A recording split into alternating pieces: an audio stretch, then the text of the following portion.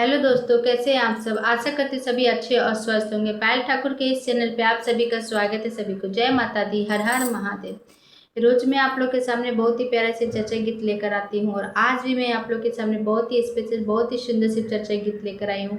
आज मैं आप लोगों को स्पेशल इसलिए बोली कि जब आप लोग इस गीत को अंत तक सुनेगा तो आप सभी को समझ में आ जाएगा कि ये गीत स्पेशल क्यों है। इतना प्यारा गीत है कि मुझे जब इतना गीत पसंद है तो आप लोग को आशा करती जरूर पसंद आएगा। तो आप लोग मेरे चैनल पर बने रहिए अंत तक और गीत को पूरा सुनिए, लाइक कमेंट कीजिए और जो नए हैं मेरे चैनल को सब्सक्राइब नहीं किए वो मेरे चैनल को सब्सक्राइब कीजिए और गीत को पूरा सुनिए। गीत कैसा लगता है कमेंट करके जरूर बताइएगा।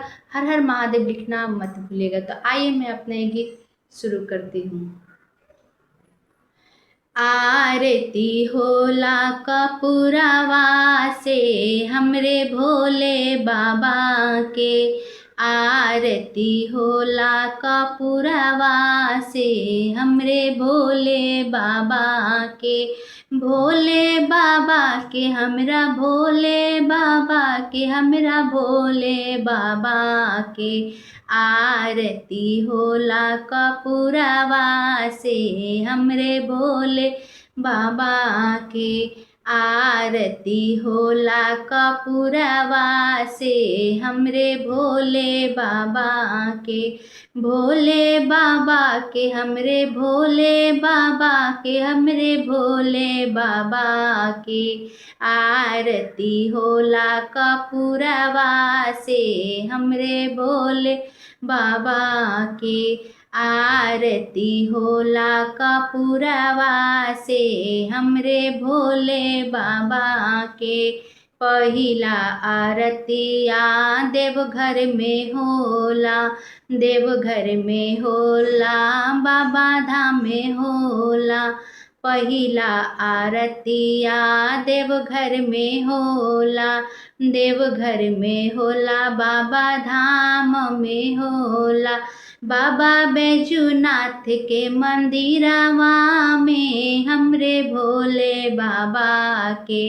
बाबा बैजूनाथ के मंदिरवा में हमरे भोले बाबा के। आरती होला कपूरवा से हमरे भोले बाबा के। आरती होला कपूरवा से हमरे भोले बाबा के।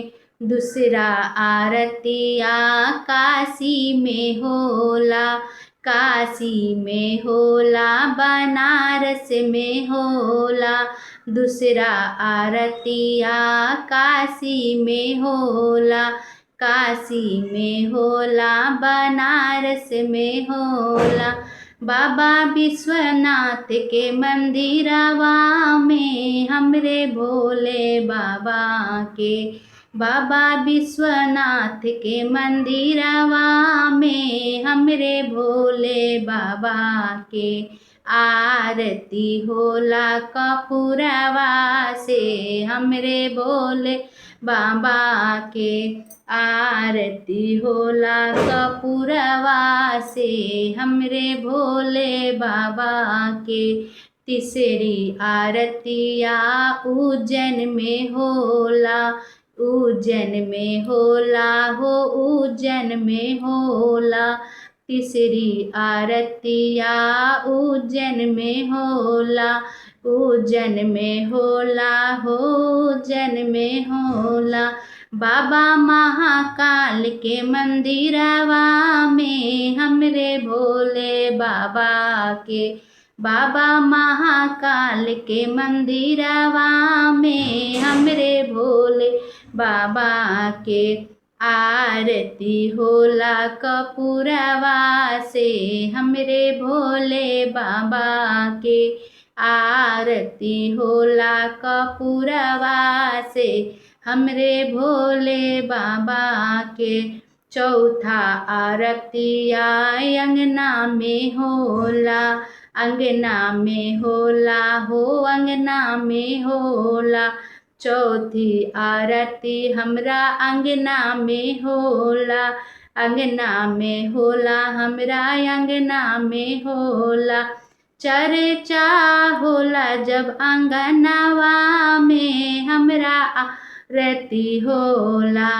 चर्चा होला जब अंगनवा में हमरे भोले बाबा के आरती होला अंगनवा में हमरे भोले बाबा के आरती होला अंगनवा में हमरे भोले बाबा के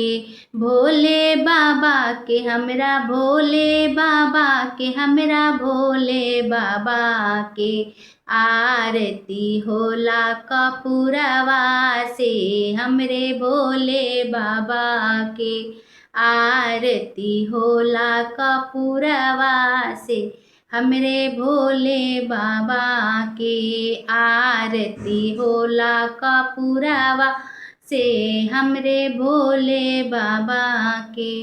हर हर महादेव।